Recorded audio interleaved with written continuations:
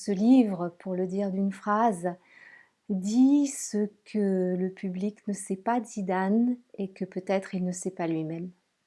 Je suis Sabine Calegari, je suis psychanalyste et auteure et nous parlons de mon nouveau livre qui s'appelle Dans la tête de Zidane. C'est une approche de Zidane telle qu'on ne le connaît pas, parce que Zidane est un des hommes les plus médiatisés de la planète et pourtant, pour la plupart d'entre nous, ça reste un mystère ou une énigme. La psychanalyse va sonder les profondeurs de l'être en remontant aussi loin qu'il faut remonter parfois. Parfois, il faut remonter à l'enfance, aux racines familiales, aux premiers idéaux, aux valeurs transmises, aux expériences vécues, aux souffrances qui ont été traversées. Tous ces éléments au fond qui font la trajectoire et le monde intérieur et qui permettent d'apercevoir un être humain un peu comme une galaxie. Pour entrer dans la tête de Zidane, pour reprendre cette expression du titre, il est effectivement important de comprendre son milieu et de soigneusement observer les faits, parce qu'il y a des faits. Il y a la chronique de ses matchs, il y a ses gestes, il y a sa trajectoire, il y a ses victoires, il y a ses difficultés. Donc les faits existent et c'est fondamental dans la lecture de l'homme. Mais il y a aussi tout ce qui sont ces manifestations d'être humain.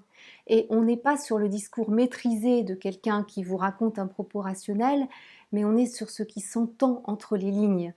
Je pense qu'on ne peut pas parler de Zidane indépendamment du football. Le monde du football, les journalistes, les fans de Zidane sont extraordinaires parce qu'ils connaissent absolument tout de la trajectoire de Zidane. Ils connaissent tout des chroniques des matchs, de ses exploits, de ses discours. Donc pour apporter quelque chose de nouveau sur Zidane, quelque chose d'inédit, il faut une autre approche. Il faut aller chercher quelque chose ailleurs. Je remonte aux sources de l'homme, à ce père qui est une source chez lui, à la racine de son rapport aux femmes, au féminin.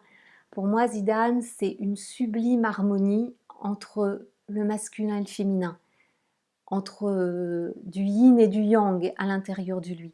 Il a une sensibilité artistique quasi féminine, y compris dans ses émotions. Alors c'est difficile de dire les choses comme ça parce que dans un monde d'hommes, justement, si on parle de féminin en lui, c'est comme si le féminin dévirilisait.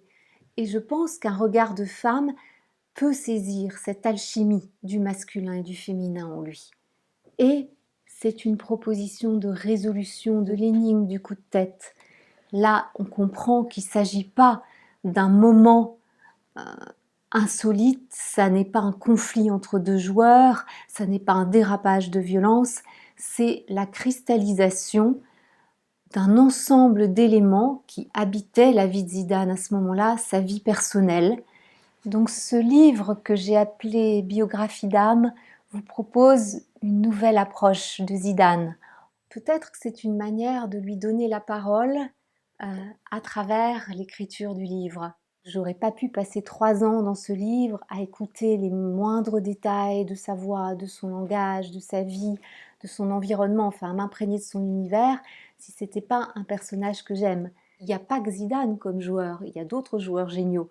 Messi, Maradona, en ce moment Cristiano Ronaldo, tous sont aimés, tous sont des fans, mais aucun n'a dégagé ce rayonnement-là et n'a cette aura.